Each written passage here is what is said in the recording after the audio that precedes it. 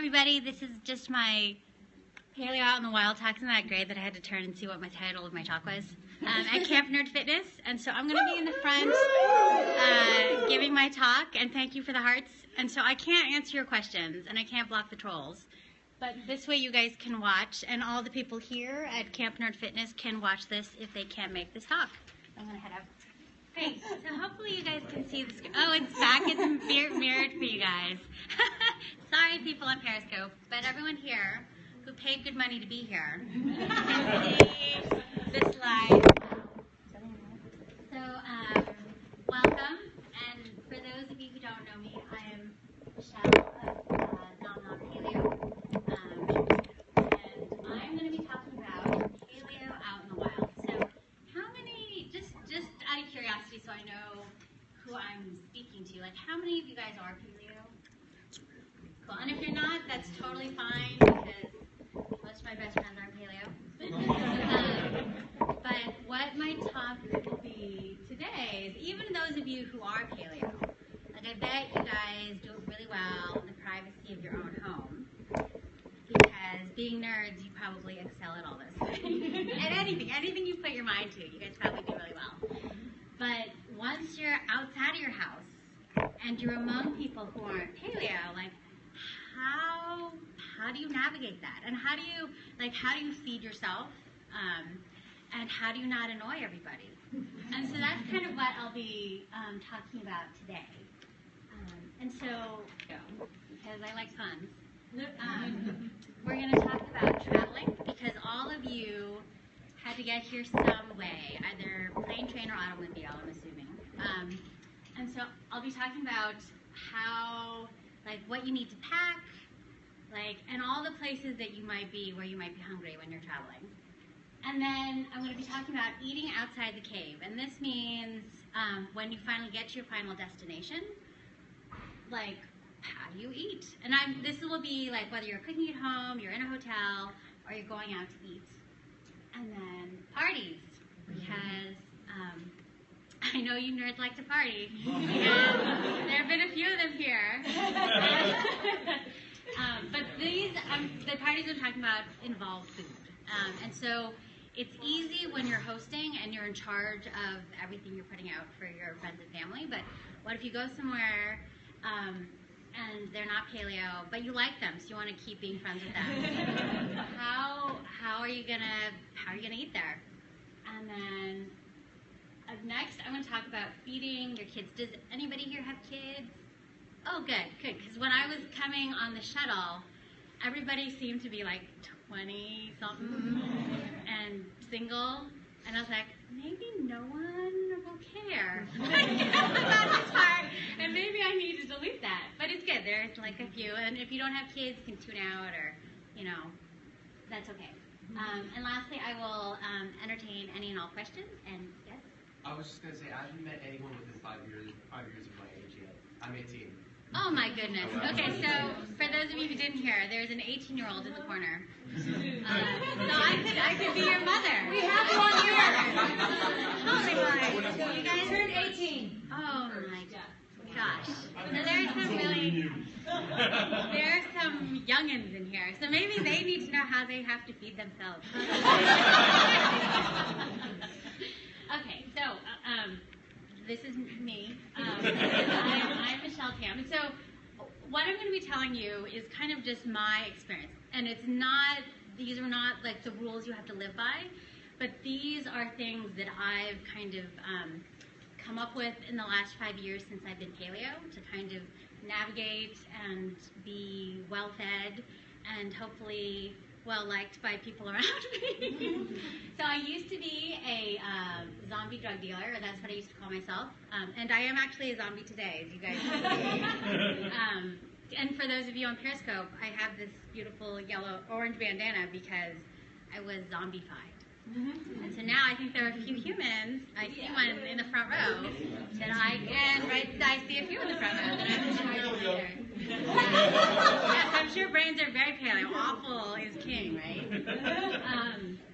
And then, yes, sorry. So I'm a self-taught home cook. I've said this very clearly. There are some trained chefs in the room. I am not one of those. I am a home cook. But I have a very adventurous palate. I think being raised in a Cantonese household, living with my grandparents, my parents, I have eaten probably everything, head to toe. I think it's pretty, very, very head to tail, everything I've probably tried, and I'm very, very picky. I am one picky mother. So in that one little statement right there, it shows that I'm both picky and I'm a mother. And so that I will hopefully share. And I love traveling. And when I was given the opportunity to travel here, I was like, oh, of course I'll come. Like, first, I love Nerd Fitness. I love what Steve and Lauren and Stacy and everybody at Nerd Fitness does. And to escape for a few days, hopefully my kids, hello, hi kids, they may be watching the Periscope, and I miss you guys, but it is fun to be out here, in this beautiful setting. And so from that, I'm going to tell you guys what to do. So I see everybody with their notebooks out, and this slide says, say no to notes. But you can take some notes. But what I'm trying to say is you don't have to seriously scribble everything I'm saying, because almost everything's on my site, nomnompaleo.com, and specifically the stuff I'm talking about how to navigate through non-paleo parties is on episode 6 of our podcast. So you can subscribe to our podcast, you can listen to it. Our show notes are on the website, so everything we talk about is all listed. And then when I talk about traveling while paleo, that's episode 7. And then when I talk about feeding your kids, it's kind of throughout my site. But if you just Google whatever topic plus non-paleo, you should find, if I've ever written about it, it should be on the site. And so our first topic is traveling while paleo. And so I don't know who here traveled the farthest. Toronto. So how long was your flight? Only 2 hours. Oh, so maybe I traveled farther. Yeah. So, yeah. Yes, so some people had to go pretty far. And, I always, when I came here, my flight was going to be a 4-hour flight. And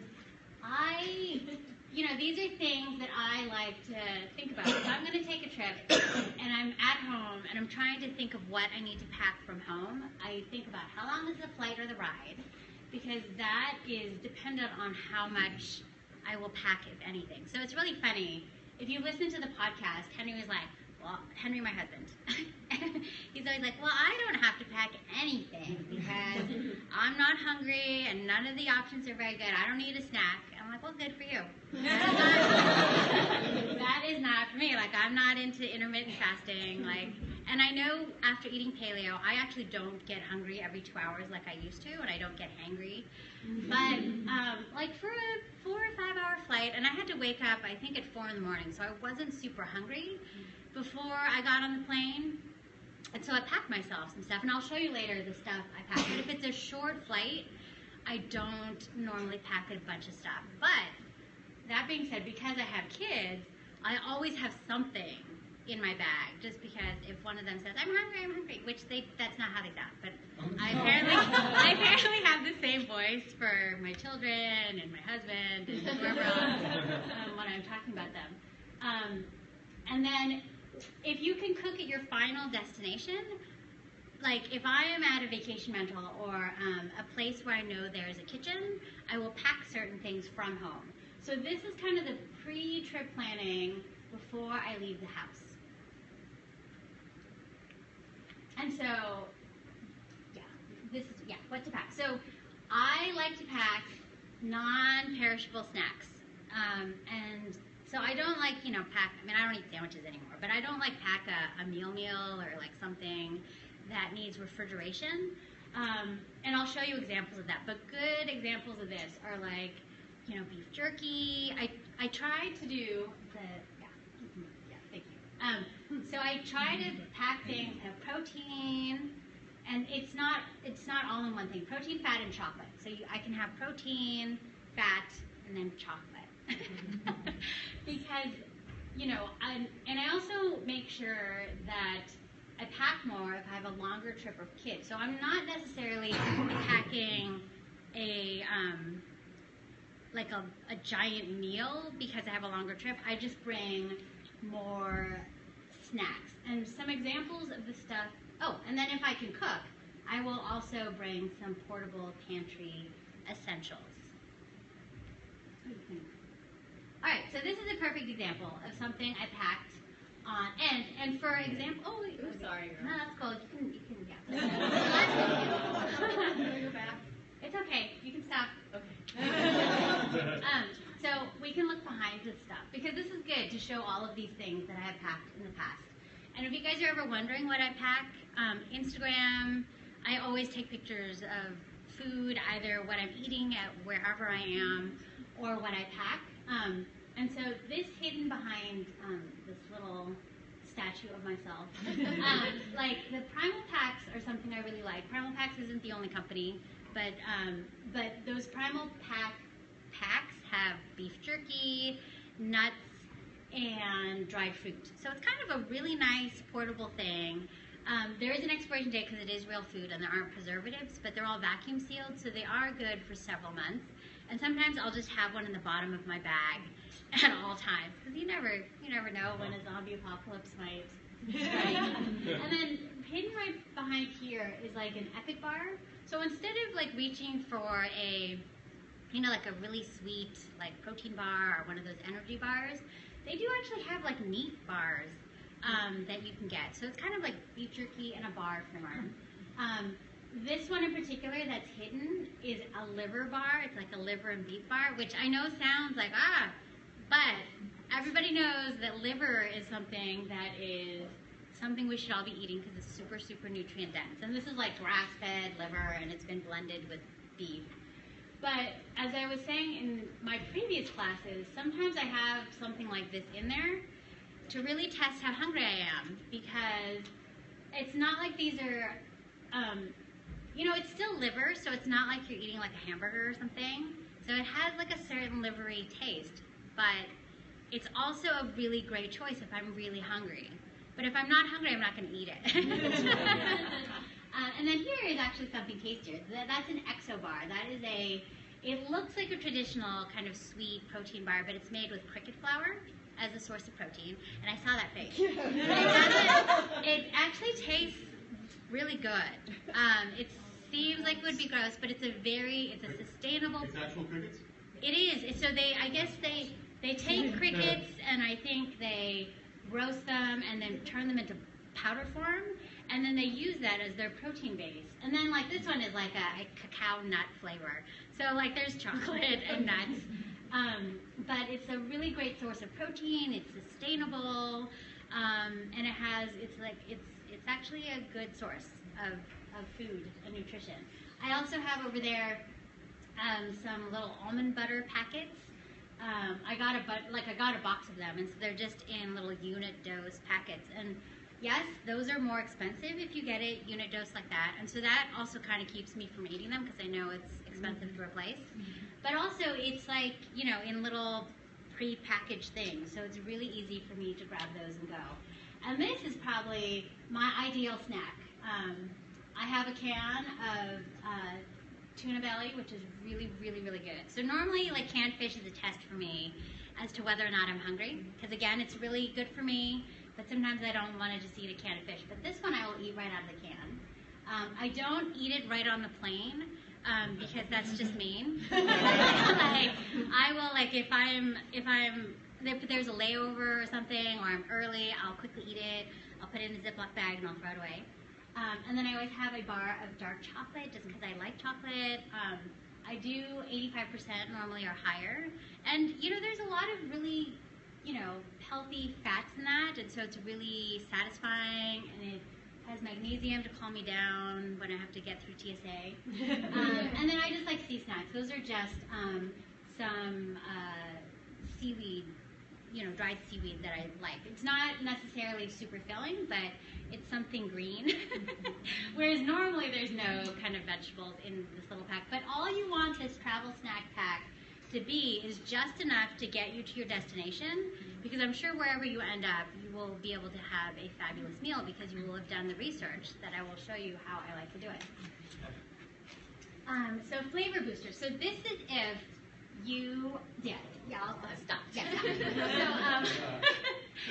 So this is only if you can cook at your wherever you're going. Like, so because we have kids, I am a big fan of renting a place. So either through Airbnb or VRBO, just because there's more space, there's a kitchen, and yeah, there's just more space. If you have 2 kids and you've tried to stay in one hotel, even if they're double beds, it's a pretty bad experience. Like, they go to bed at 8 and then you have to like turn off the lights and hide and hope they go to sleep before you turn on the lights really low, and it's not vacation, right?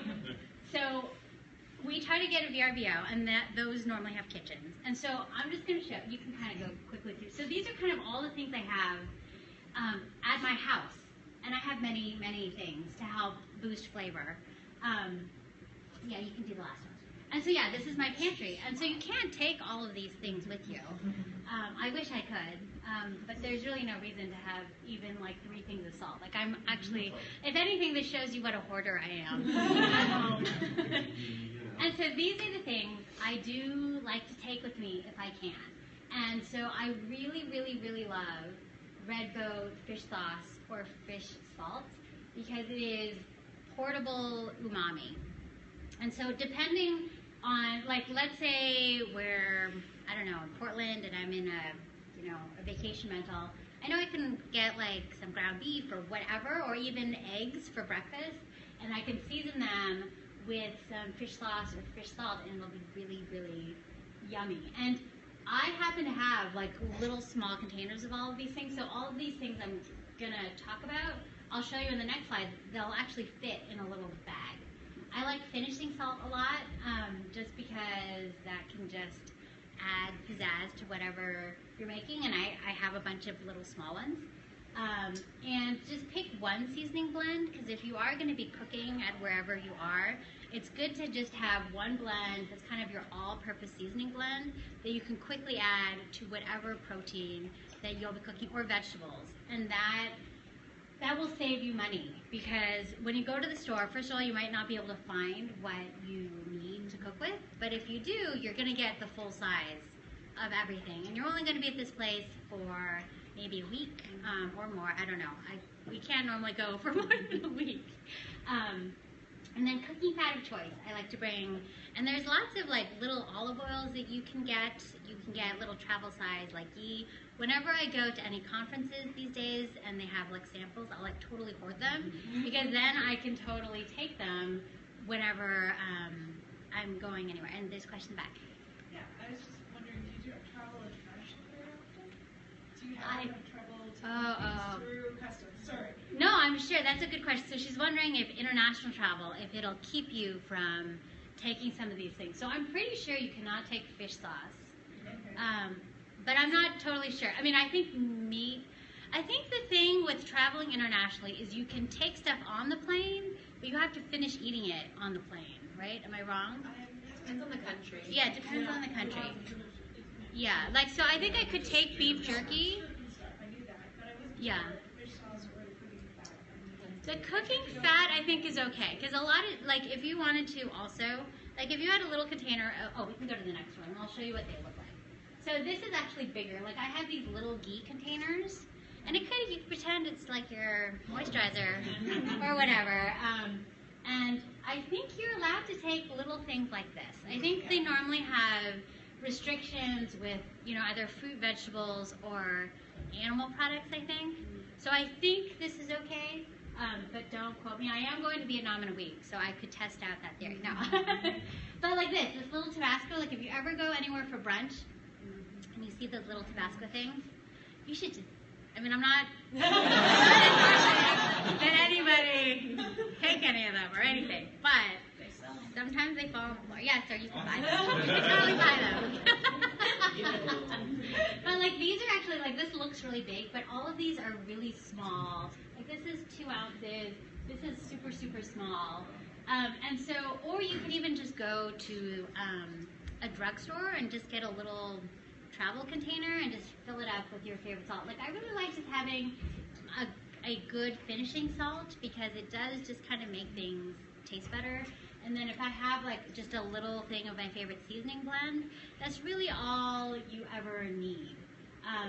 And it is good to stock up on like little things of cooking oil, just because you don't need a big thing of olive oil wherever you're. What's a finishing salt?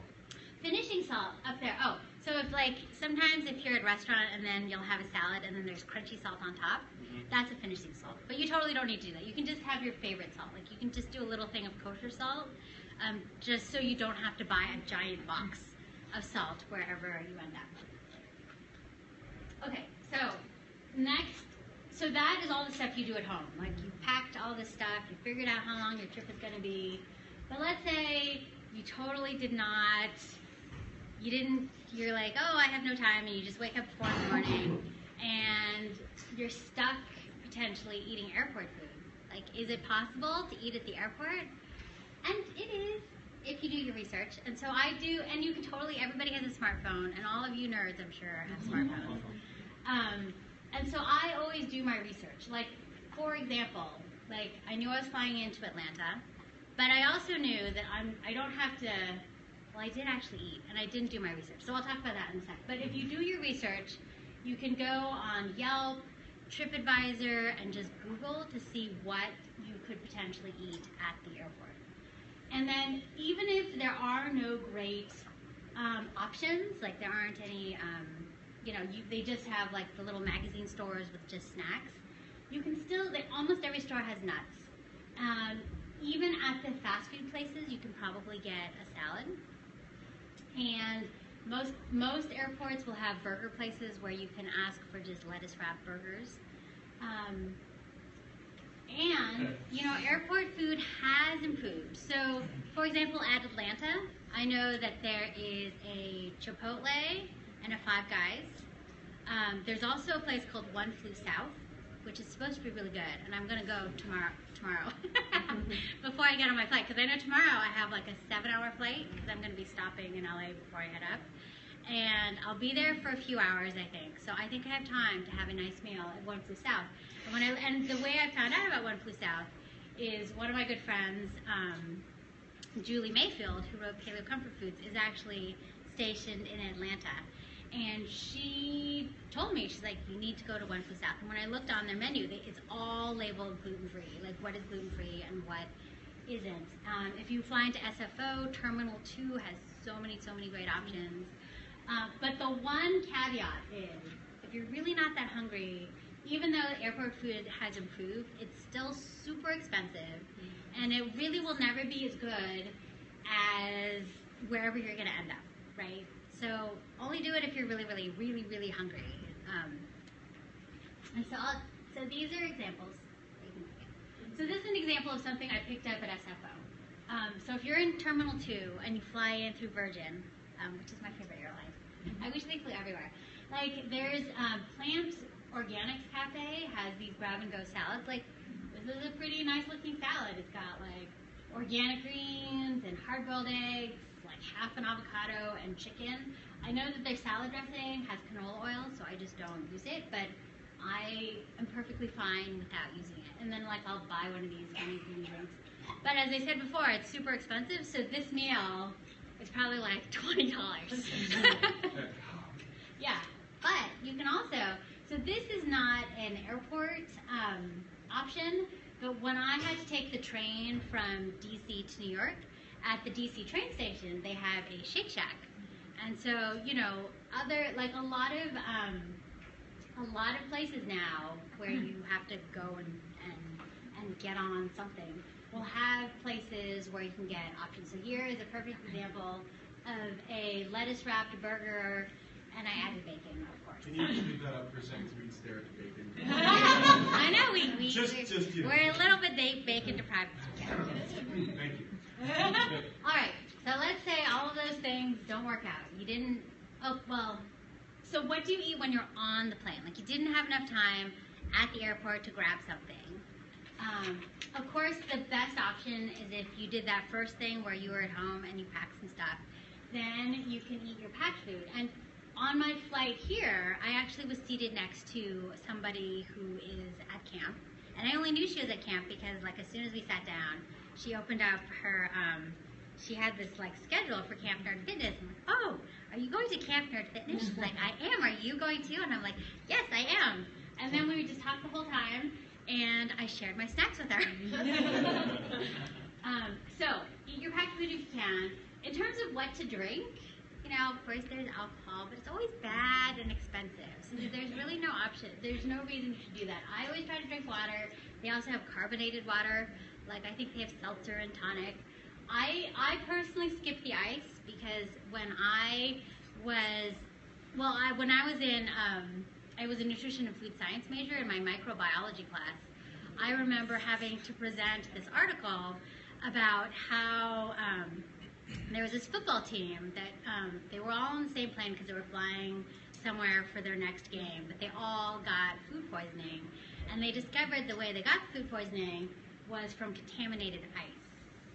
And I've actually seen this firsthand. When I was on a plane and I was seated near like the back bathrooms, I remember seeing this flight attendant breaking up the ice in the lavatory sink. And I was just like, I think it was in a bag, but just the idea that it was in the bathroom, I was just like, I just don't know if I want. And you get more drink if you skip the ice. So that is why I just say skip the ice. And then this is only, I think, the case if you're traveling internationally these days. So the next one is order off the special diet menu at your own risk. These days, you don't get a meal anymore when you're flying because you have to pay. Yeah, you have to pay for your meal. But if you're flying internationally, a lot of times they'll throw in a meal.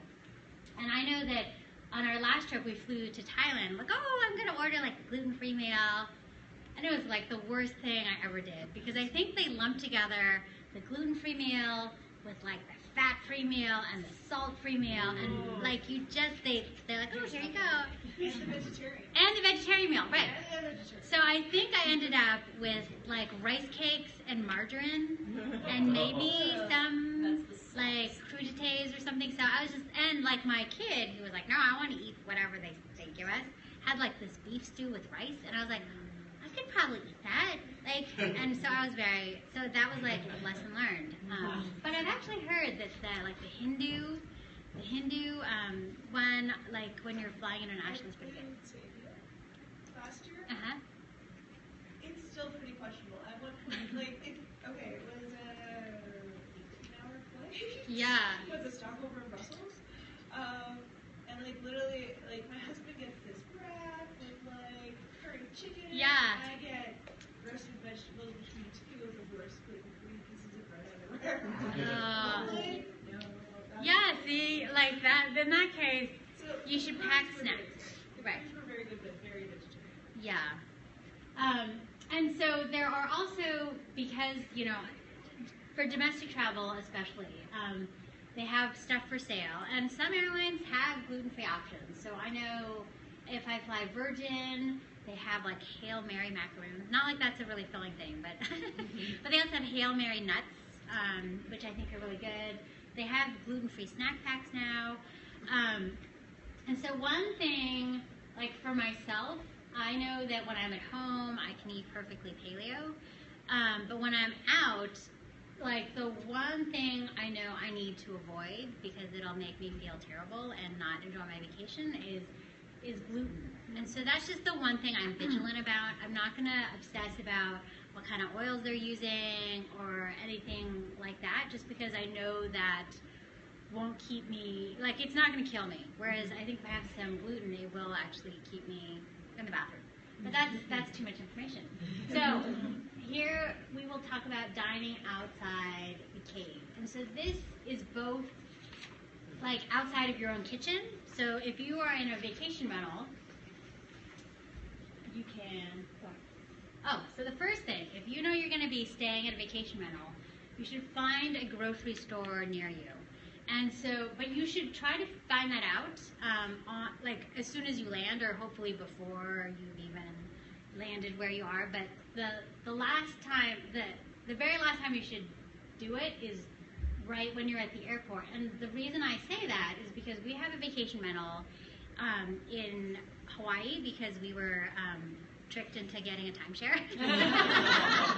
And so we do. We go there every year because we have to. But the closest or the best grocery store, so there's a Costco and a Whole Foods right near the airport. And then where our vacation rental is, it's like an hour away. And then what they have there, they just have these they have like a hippy-dippy organic shop that's like vegan. And then I think they have some other stores, but there's a way more selection. Like I can get a ton of eggs at Costco and stuff if I stop by the Costco or the Whole Foods on our way. So just knowing that and knowing like where you should go beforehand will help you a lot. Because if you end up back at your vacation rental, but the grocery store was way back where you started, then you'll just have to end up paying a lot of money and you won't get any eggs. So I like to stock up for breakfast and snacks because part of travel for me is eating the local cuisine. Because I love eating out, and I'm a big, gastro tourist. But the one thing that we always do is we try to have breakfast at home because that sets us up for having a good day, because I can control what we're going to have for breakfast. We can have a really hearty breakfast like eggs and sausage and fruit or whatever. And then the rest of the day we can figure out what we're doing. But breakfast is normally really, really expensive, and it's normally not great wherever you end up traveling. So I always try to make breakfast. And then I also try to have snacks, just because if you're on vacation, you're probably going to be out and about. And so I try to have kind of grab and go stuff similar to the stuff that I would have in my bag if I am, going on a plane. And again, if you do have vacation rental, like that stuff that I say that I pack, I do try to carry a bag of it in our luggage. And if you love coffee, an AeroPress really is one of the best things. Do you guys know what an AeroPress is? It's really, really cool. It's super, super portable. And basically, if you can make hot water and you have some ground coffee, you can make fresh pressed coffee super, super easy. It won't break because it's made out of some sort of plastic or polymer, but they're great. They're a great thing. Like, some people need coffee and some people don't, and if you don't, you're very lucky. And so here, again, this is what I would bring. And this looks really big, but it does fit in a little quart-sized bag, not even a gallon-sized bag. I have a little quart bag that can fit all that. So this is a perfect example. Like, we have arrived in Hawaii, and we're way overdressed because we're coming from California, and we're like, oh, it's so hot. But we will come and stop by like, the Whole Foods and the Costco before we end up at our place, because then we can have this for breakfast. We can have eggs. We can have some sliced fruit. So the thing about, there are certain things I'll splurge on when I'm on vacation at a grocery store that I wouldn't splurge on at home. And that is like pre-cut vegetables and fruit. Because you don't know what kind of like cutlery and kitchen stuff you'll have at your vacation rental. And this way, if it's already cut up, you'll actually eat it. So even though I know our vacation rental technically has like a knife set and all this other stuff, it's terrible. They have like a glass cutting board. I'm like, how do you, yeah. And so like my older son loves watermelon. And so if I buy a watermelon, because it's cheaper, and the Chinese in me is like, oh, I need to get the whole watermelon. I know that we won't end up eating it. And so if I buy the pre-cut stuff, which is more expensive, like it's ready for people to just eat it when they want it. And if you're gonna like stir fry with vegetables, like if you buy pre-cut stuff, you just throw it in, and you can like make a fancy omelet or something for breakfast and make something really hearty. And it's worth it. It'll still be cheaper than going out to some diner in some touristy spot and having subpar stuff.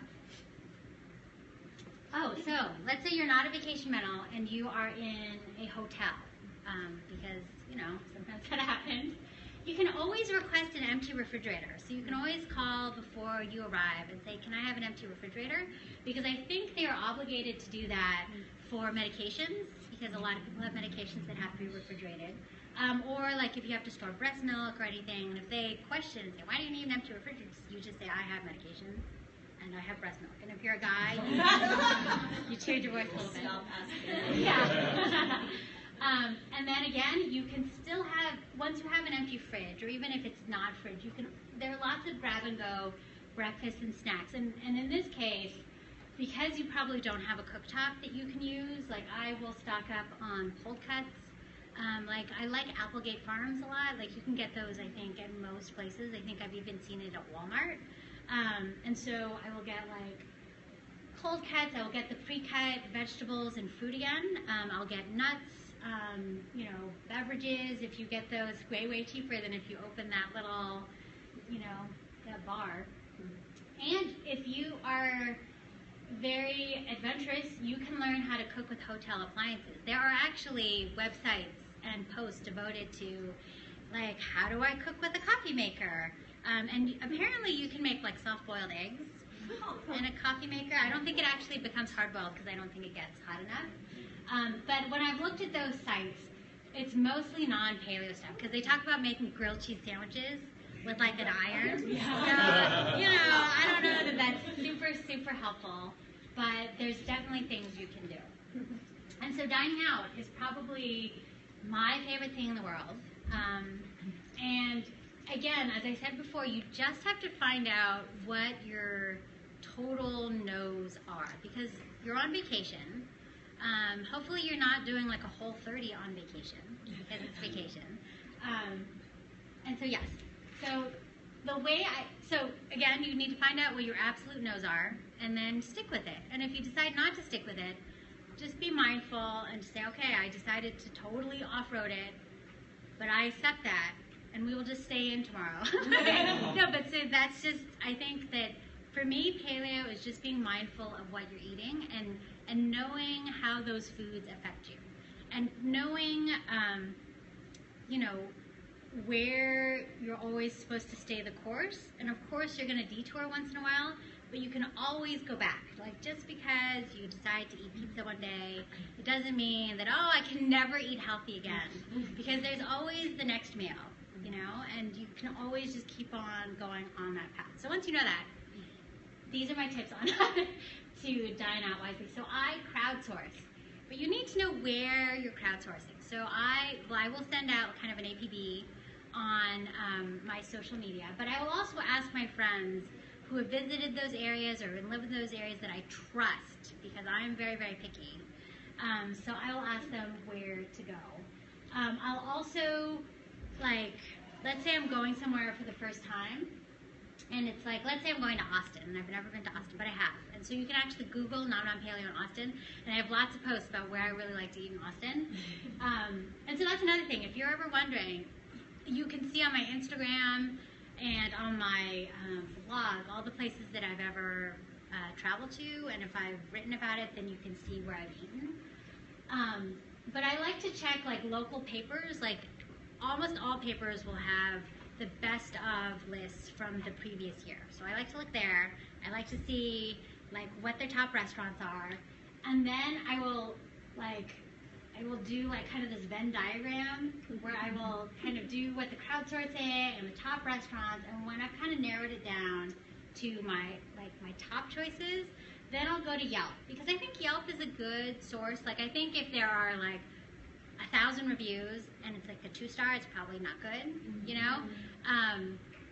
And so even though I think Yelp is kind of open to everybody, what I love about Yelp is you are able to search even more inside it. Because I always like look, once I pick my restaurants, I will do a search in Yelp to see what the latest reviews are, to see if like maybe the chef left or like the last 20 people have had a terrible experience, even though everyone says it's great. I was like, oh, it's probably not a good idea to go there.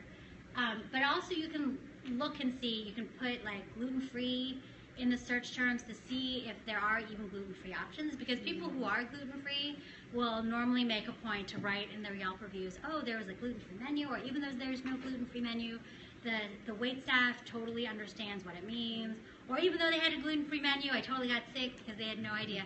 Because actually, I went to this restaurant once, and it was like a treat for my husband and I. It was like a fancy restaurant in San Francisco. I will not mention the name, but we were really excited to go.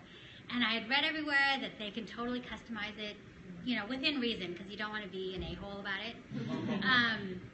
So I said, I just want it to be gluten-free. And so we're eating the menu, and then it comes to the cheese course. I'm like, oh, you know, I'm going to splurge, I'm going to eat cheese, even though I'm lactose intolerant.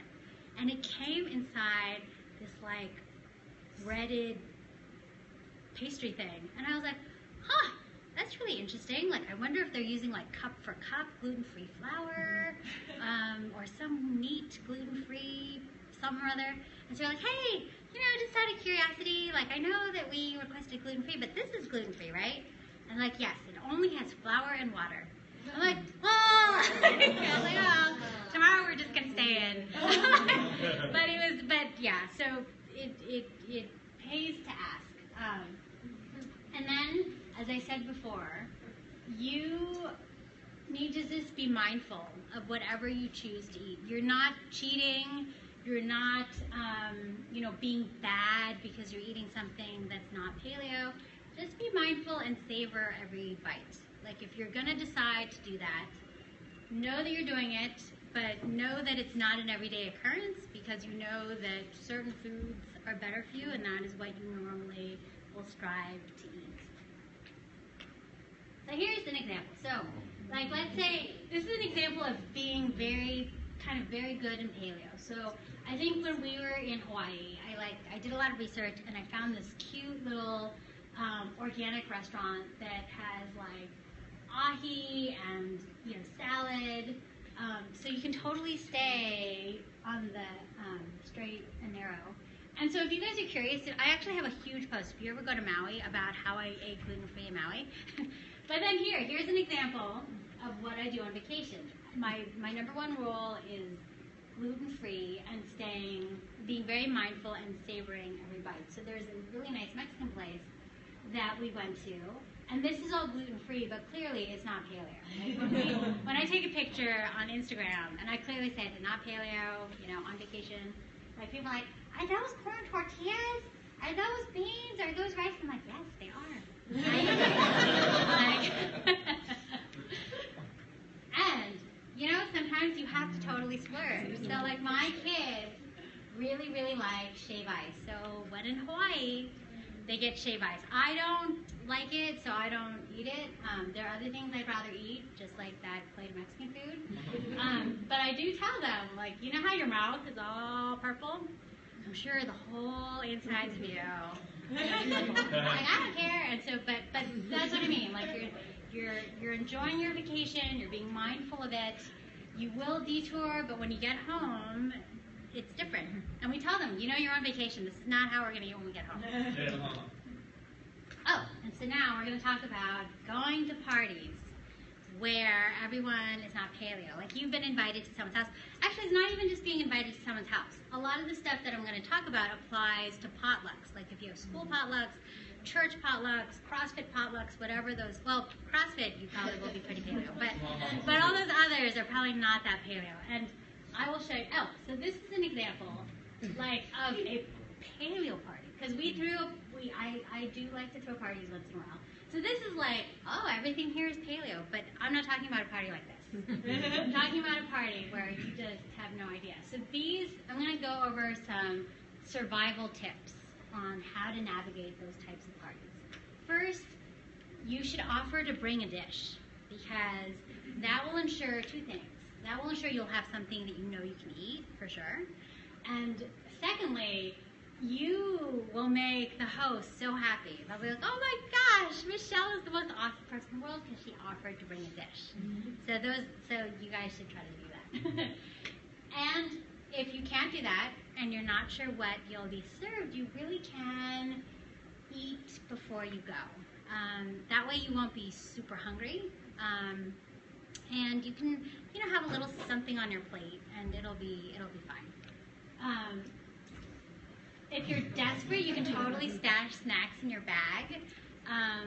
This all depends on how long the party is, because really, like, you can go an hour or two without eating. But if it's a really, really long party, or you're at a wedding or something, like, there's nothing wrong with putting like a pack of like Primal Packs in your purse. And then, this adopting a secret identity is my last survival tip. And this, I'm sure you guys are all familiar because Steve always talks about adopting an alter ego. But this is just not being that annoying paleo person at the party. because I know when a lot of people first go paleo, they feel so great.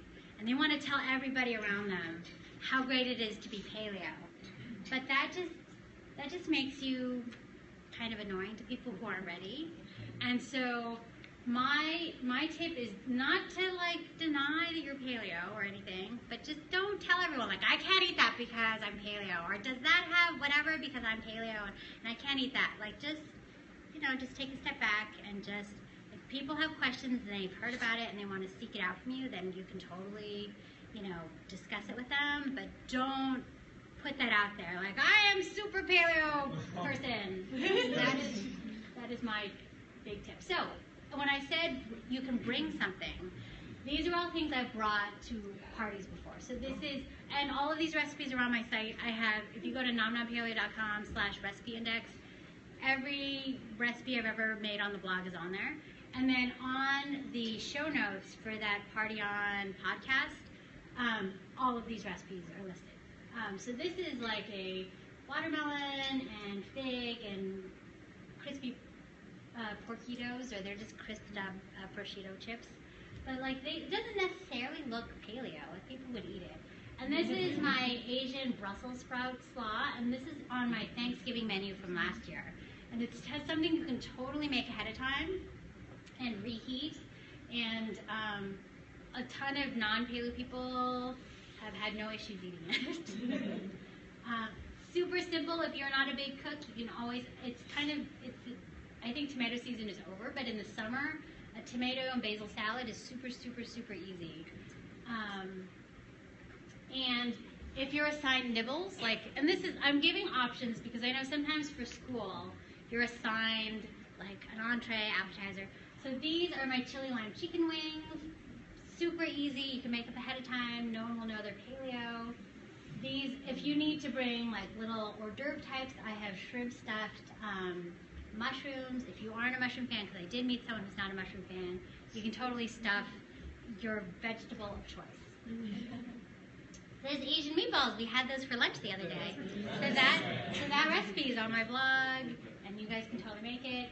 And this is a recent recipe. It's actually not my recipe. My friend Julie Bauer of Paleo OMG has these really, really great sticky teriyaki chicken wings, but that recipe is on my site because she let me reprint it. So if you're assigned an entree, that is actually super mean, and I feel for you. But like these are my sriracha, my orange sriracha drumsticks, and I've totally taken those to school. And so kids sometimes are not into sriracha. They will grow into it, I'm sure. But I have replaced it with ketchup, and like everyone's like, oh, I can't find a paleo ketchup. And it's really hard to find a paleo ketchup, but like I think the Sir Kensington one is totally fine. I'm not stressed out by the amount of sugar in there. And when I replace the sriracha with the ketchup, like it's a crowd favorite. And my sister's green chicken, which I demoed in my winner chicken dinner, also something like both of these you can make ahead and you can roast it that night. And then a dish we can't have here, but my Kahlua pork, either the slow cooker or pressure cooker version, totally something you can make ahead. You make a big pile of meat, and sometimes I will just if I do the slow cooker version, which I don't do as often because the pressure cooker version is really better, you just shred it and then you just present people with, here, it's a big pile of meat. You can bring some lettuce cups and some guacamole or salsa, and it's like a party. And so what do you do if you have a kid party? So this is an example of something that I've taken to a kid party. They are little hot dogs that are wrapped with the white sweet potatoes. I think these are the Hannah sweet potatoes, which are drier than the orange garnet ones. And then you just shove in. No, it's okay. The picture will come again. And then this is something. So these are kind of Halloween related because Halloween is coming up. And this is a recipe from my blog called Bloody Eyeballs. And all these are, these might be harder to find, but these are like those longans. You probably know. Yeah. And you take out the seed because it actually has a giant, I think they mean like dragon eyes in Chinese. But they have a big brown seed. And so I pop that out and I put in a blueberry. And then I make a sauce with just frozen, like strawberry, like the mixed berry blend. And so it looks like bloody eyeballs. And the kids think it's fun. But I think the crowd pleaser really are these Halloweenies. And this is on the site. And we have all these little zombie things. But people always ask me, like, well, hot dogs are so processed, and how can you serve hot dogs? Well, there are some brands that are pretty good. I think Applegate Farms, or is it Applegate? Applegate Organics has hot dogs that are made from grass-fed beef. I don't even think they have sugar. Locally in California, there is a company that makes Fork in the Road. They're called Fork in the Road, and they make little mini hot dogs and regular hot dogs with grass-fed beef. That one I think has a little sugar, but I don't sweat the small amount of sugar if I know that the meat is good meat and that, you know, there aren't a bunch of other crazy additives in there. But that is a crowd pleasing, and they're fun to look at. And so I will reiterate the etiquette tips to how to navigate a party. So number one is just chill out and be gracious. You have been invited to a party. You want to be invited back. So it's just be a good guest, you know, and be thankful. Don't drink excessively because that can lead to you not chilling out and being gracious. And it can also lead you to make, you know, non-mindful decisions. I think once your guard is down, you may eat things you don't really want to eat. And so then this quote right here, not right now, is a quote I learned from my friend Melissa Joel-Wan. If you guys don't know her, she has a fabulous blog. I think she's changed it now to melissajoelwan.com, but it used to be The Clothes-Made Girl, and she has two wonderful cookbooks, Well Fed and Well Fed too. But I remember she taught me this phrase that she uses at non-paleo parties, where when she's offered something she doesn't want, instead of saying, no, I can't eat that, or, you know, whatever, she just says with a nice smile, not right now. It's like, oh, not right now. Or no, thank you, but not right now. Because it doesn't offend anybody, right? You're not saying that their food isn't good enough for you. You're not having to explain that you have some crazy diet.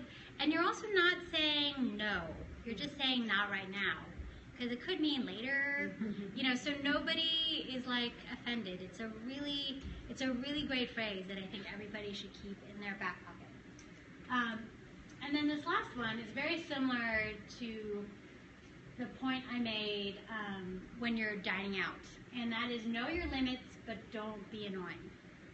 So I know for me, as I said before, I can't eat gluten because bad stuff will happen. But I'm not going to be super demanding about it. Like, I'm not going to tell a host, you have to make sure the whole party is gluten-free just for me. Like, I will find out what the dishes are. I'll try to find, because there's always going to be something most of the time you can eat. And there's always a vegetable platter that no one touches. That could be your party. Like, right there is that vegetable platter. And so those are my key tips. But now we're going to talk about, so those of you who don't have kids, you can totally tune out. But those of you who do have kids, or if you, I mean, there's also, I'm going to put in some good suggestions for packed lunches, so you can perk up when I talk about packed lunches. And so my number one question on the blog is, for sure, do your kids eat paleo? And in fact, if you have my book, you will see that I have a page that talks about, it has these two big pictures of my kids, and then it's like, do your kids eat paleo? And for a long time, I kind of skirted around the issue, and I wouldn't really answer the question because, like, I ate paleo and Henry ate paleo, but my kids were not 100% paleo. And I didn't feel like I was an authority to tell people what to feed their kids, because I was like, I'm not, like, you know, I'm not saying that I'm like a paleo mom. I'm just saying I'm paleo. I just happen to be a mom, you know? But then when, I think after Henry and I had been eating paleo for about a year, I think there was just finally one moment when we were cleaning up the kids' leftovers, and we had made them something different, where I just wouldn't eat their leftovers, and I was like throwing them away, and I was like, no, that's not okay. It's really not okay that the food I'm feeding my kids is not okay for me to eat. And I also thought, like, you know, my mom never made something different for us. Like, there was always one family meal. And And I think she was always like, well, I'm not a short order cook. And I was like, yeah, why do I think it's okay to do this? Like, why do I think it's okay for me to have to make them something different? And secondly, it's something that is subpar because I won't eat it myself. And so that's when we decided we had to change. But it wasn't easy. And so here is my suggestion for those of you, for all of you without children, this is the perfect time. You should transition your baby to paleo, or at least eating real food, before they're born. Because otherwise, they will have tasted things, and they'll eat with all their friends and see, oh my gosh, how come we can't have Cheetos anymore? How come we can't have that multicolored cereal anymore? And so it's much easier if you do it ahead of time. But the big key is just to be persistent and patient.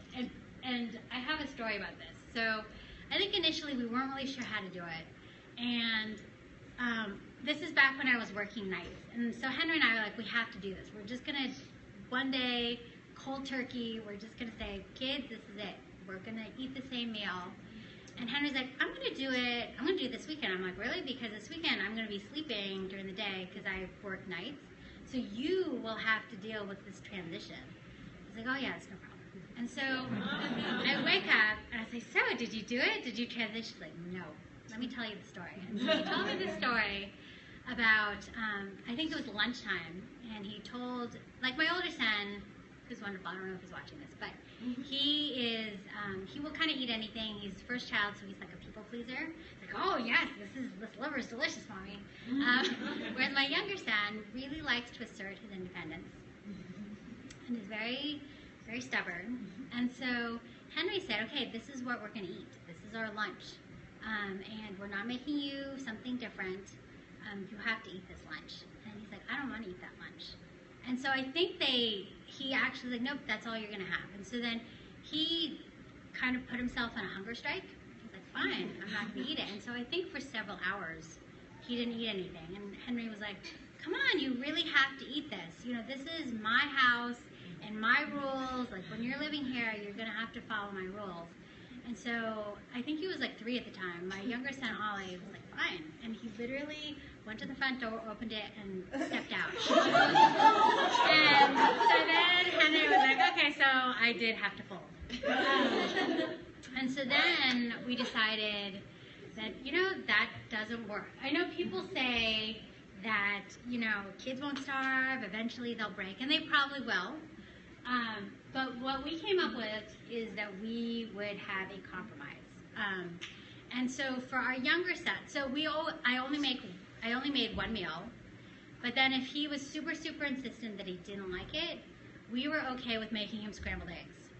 And I don't know if you guys have ever read the book Bread and Jam for Francis. Yeah, it's like an old kid's book. It's a really, really fun book. It's like from the late 60s, and it's about this little badger who's really feisty.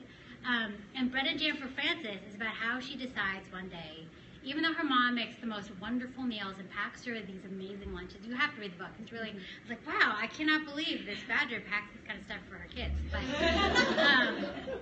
she tells her mom, I don't want this food you're serving me. I just want bread and jam. So then her mom says, fine, I will give you bread and jam at every single meal. And then by the end, she's like, one day I think her mom serves spaghetti and meatballs to the family for dinner, and she gets a plate of bread and jam. And she's like, Mommy, where's my spaghetti and meatballs? Like, no, Francis, I'm doing what you want. You said you wanted bread and jam. And then she starts crying. She's like, I want to try that too. And so then that kind of happened with us. So we served him, like scrambled eggs, because that's something I was okay with. Like, scrambled eggs are healthy, and he will eat them. And so I served him that until he finally said, no, I kind of want to try what you guys are having. And we're like, yes.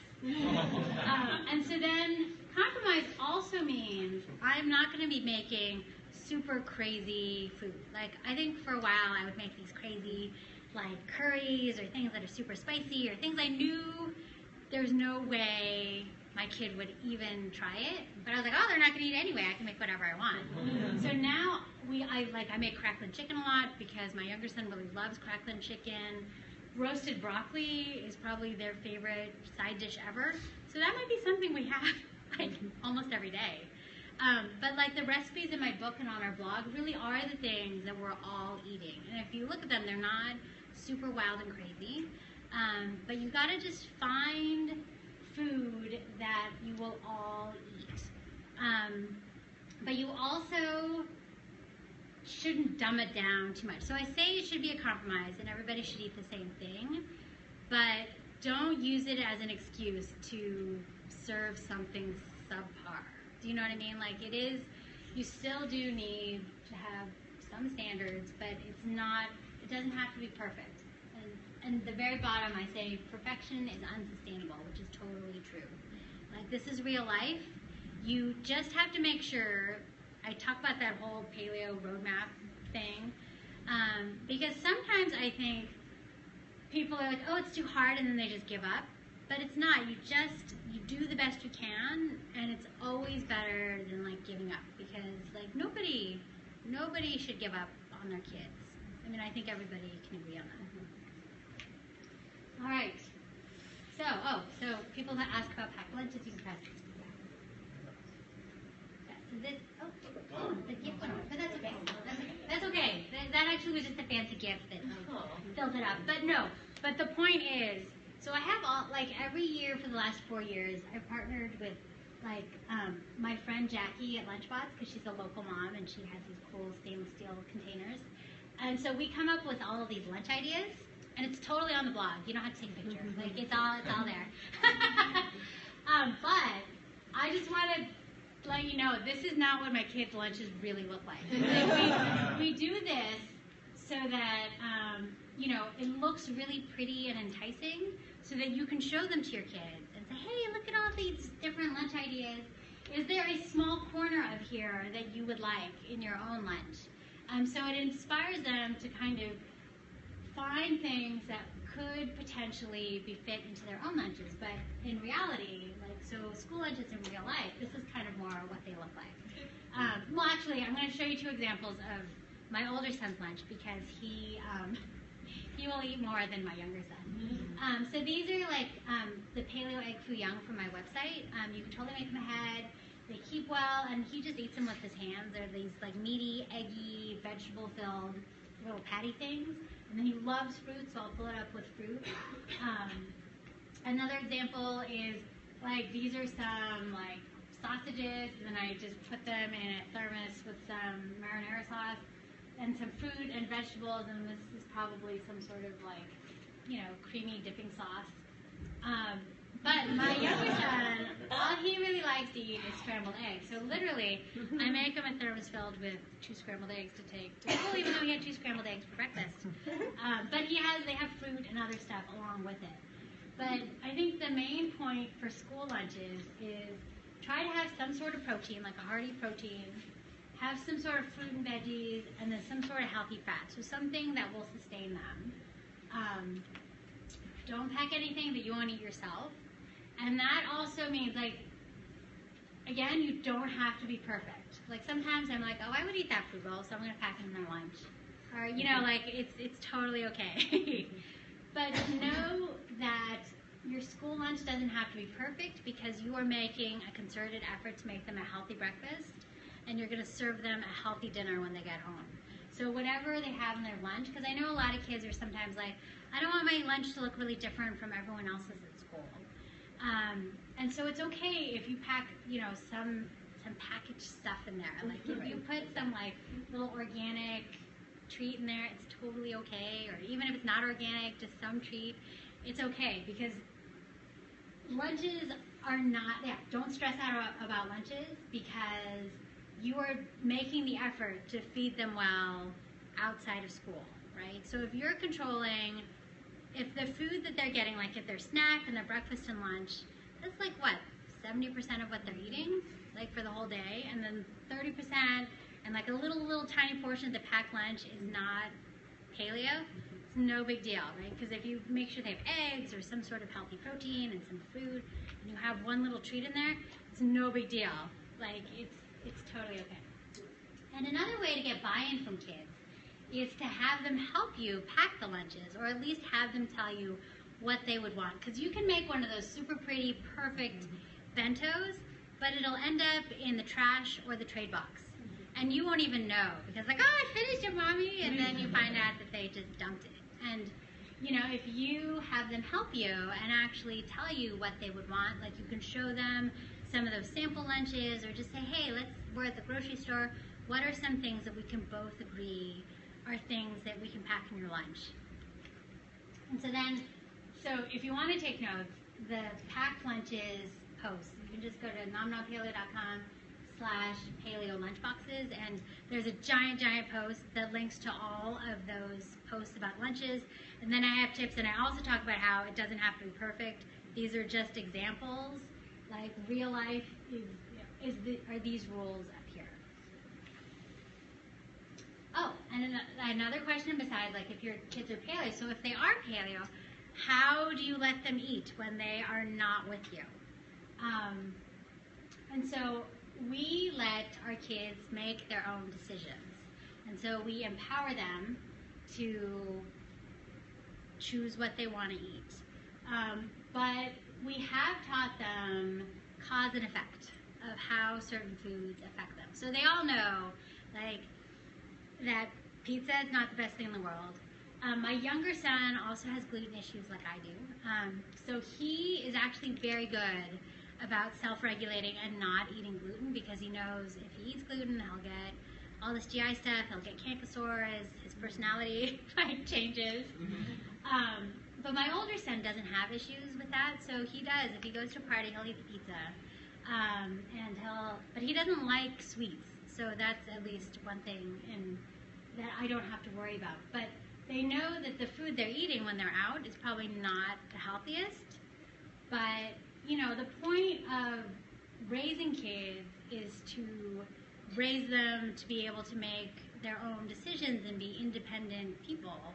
And so I'm not going to helicopter them when they're outside of the house.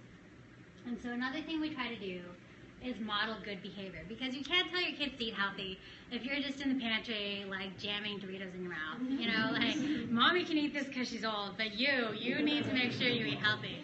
Like, you have to make sure that the stuff you have in your house, you're okay with that, you know, and everybody will eat the stuff that's in the house. So if your kids are going to eat the snacks, those are snacks you're okay with as well.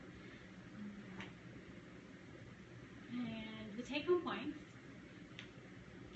are: paleo is about sustainability. And I have a really good friend, Diana Rogers, who's all about, like, sustainable paleo. And that is, I think, really great for Paleo 2.0.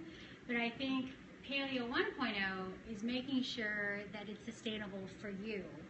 And then once you, for you and your family. And just, you know, that it's a priority that you guys eat healthy, nourishing foods, because you want to just be, you know, the best and most energetic that you can be.